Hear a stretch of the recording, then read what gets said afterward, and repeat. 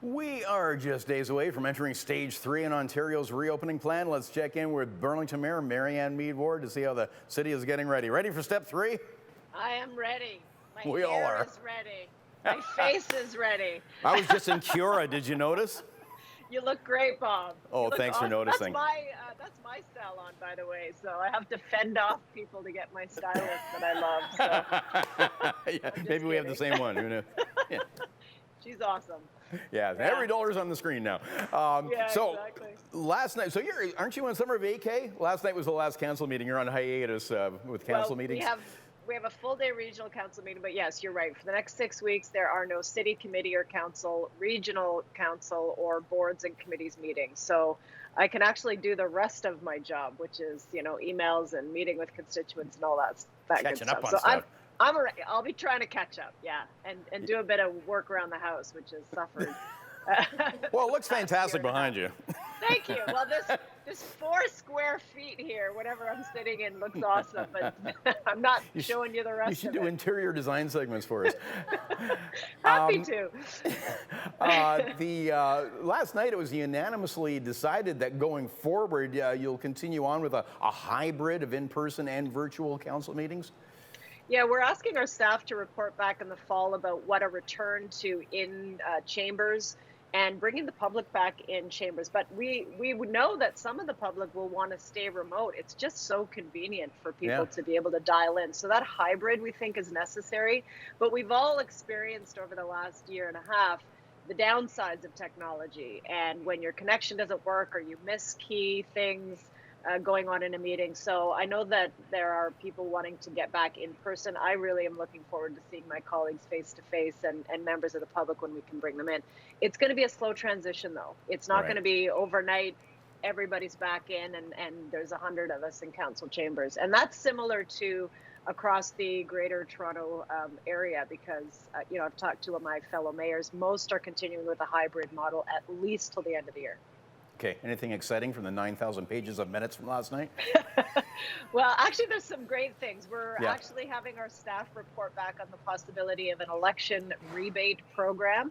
Of course, you get a discount on your taxes for federal and provincial political contributions, but there's nothing at the municipal level. Some municipalities like Oakville, Mississauga, a bunch in Ontario and Canada have done that. So we're going to look into that to see if that will help allow more candidates to run and more low-income candidates to run and people with a little bit of money to contribute to elections. So that's good news. And then we also unanimously decided to rename Ryerson Park in Burlington. Of course, the Halton School Board has already chosen to rename their school, and there's a park attached to it. So we will embark on a process of consultation with our community about what the new name should be. Okay, yeah, I just drove past that yesterday. I also was in Tyondaga a few days ago, and I saw a bunch of signs up. No rezoning Kearns Road. There's plans for a big retirement residence. Where are we at with that?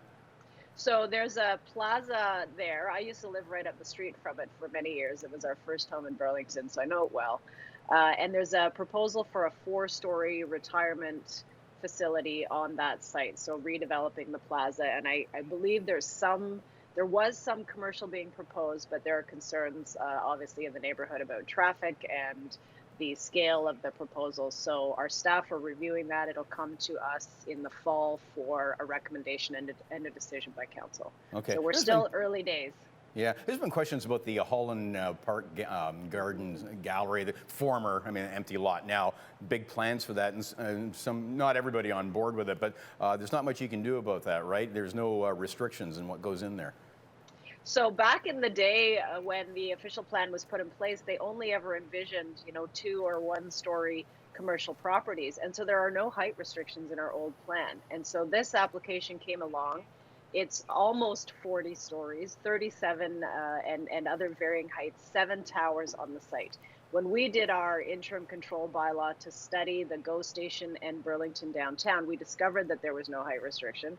We put in a height restriction. So our new plan envisions 11 to 19 stories, which is about half of what's being proposed there. But because they applied under the old plan, that's the one that they're assessed under. So I know the residents are wanting council to stop it. They don't even need council approval because what they're proposing is permitted.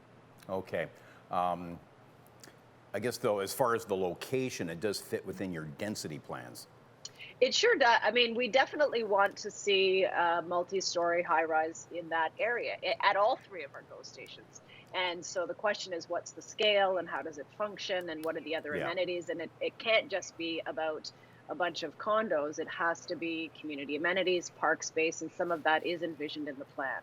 So people Okay. can look that up on current development projects Ward 2 on the city's website, and there's lots of information there. Yeah, we'll link that at chh.com. Right now, we have to get Awesome. to Step 3 Burlington weather. And yes, we will. We'll Always do that. sunny.